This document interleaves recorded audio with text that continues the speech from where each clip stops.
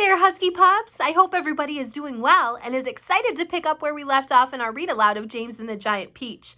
Last we left off, my friends, that peach was rolling down the hill. It crushed on Sponge and on Spiker, and it landed in the middle of the ocean. What is going to happen next? Well, soon we shall find out in Chapter 17 of our school-wide read aloud. At this moment, the scene inside the peach itself was one of indescribable chaos. James Henry Trotter was lying bruised and battered on the floor of the room amongst a tangled mass of centipede and earthworm and spider and ladybug and glowworm and old green grasshopper.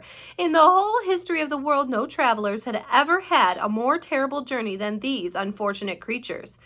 It had started out rather well, with much laughing and shouting, and for the first few seconds, as the peach had begun to roll slowly forward, nobody had minded being tumbled about a little bit.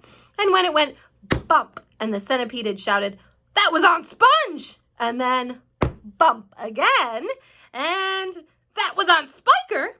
there had been a tremendous burst of cheering all around. But as soon as the peach rolled out of the garden and began to go down the steep hill, rushing and plunging and bounding madly downward, then the whole thing became a nightmare.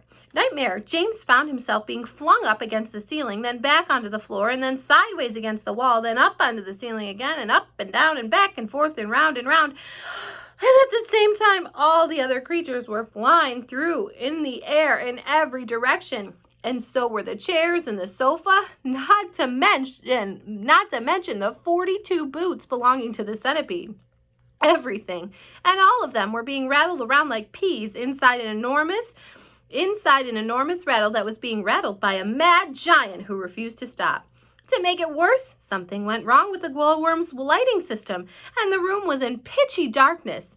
There were screams and yells and curses and cries of pain, and everything kept going round and round. And once James made a frantic grab at some thick bars sticking out from the wall, only to find that they were a couple of the centipede's legs. "Let go, you idiot!" shouted the centipede, kicking himself free, and James was promptly flung across the room into the old green grasshopper's horny lap. Twice he got tangled up in Miss Spider's leg. A horrid business. And toward the end, the poor earthworm, who was cracking himself like a whip, every time he flew through the air from one side of the room to the other, coiled himself around James's body in a panic and refused to unwind. Whew, my friends, it sounds like inside that peach, they're rolling around just as the peach is rolling through town. I don't know if I'd like that very much. Oh, it was a frantic and terrible trip, but it was all over now, and the room was suddenly very still and quiet. Everybody was beginning slowly and painfully to disentangle himself from everybody else. "Let's have some light," shouted the centipede. "Yes," they cried, "light! Give us some light!" "I'm trying," answered the poor glowworm. "I'm doing my best. Please be patient." They all waited in silence. Then a faint greenish light began to glimmer out of the glowworm's tail, and this gradually became stronger and stronger until it was anyway enough to see by. "Some great journey," the centipede said, limping across the room. "I shall never be the same again," murmured the earthworm. "Nor I," the ladybug said. "It's taken years off my life." "My dear old friends," cried the old green grasshopper, trying to be cheerful. "We are there." "Where?" they asked. "Where? Where is there?" "I don't know," the old green grasshopper said, "but I'll bet it's somewhere good. We are probably at the bottom of a coal mine," the earthworm said gloomily. "We certainly went down and down and down very suddenly at the last moment. I felt it in my stomach. I still feel it." "Perhaps we are in the middle of a beautiful country full of songs and music," the old green grasshopper said. "Or near the seashore," said James eagerly, "with lots of other children down on the sand for me to play with." "Pardon me," murmured the ladybug, turning a trifle pale, "but am I wrong in thinking that we seem to be bobbing up and down?" "Bobbing up and down!" they cried. "What on earth do you mean?" "You're still giddy from the journey," the old green grasshopper told her.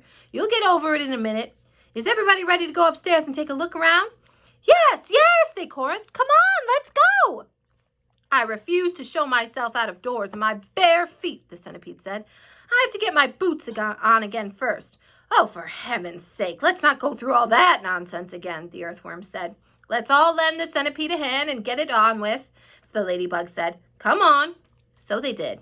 all except Miss Spider, who set about weaving a long rope ladder that would reach from the floor up to a hole in the ceiling. The old green grasshopper had wisely said that they must not risk going out of the side entrance when they didn't know where they were. But first of all, go up on top of the peach and have a look around. So half an hour later, when the rope ladder had been finished and hung, and the 42nd boot had been laced neatly on the centipede's 42nd foot, they were all ready to go. Amidst mounting excitement and shouts of, "Here we go, boys! The Promised Land! I can't wait to see it!" the whole company climbed up the ladder one by one and disappeared into a dark, soggy tunnel in the ceiling that went steeply, almost vertically, upward.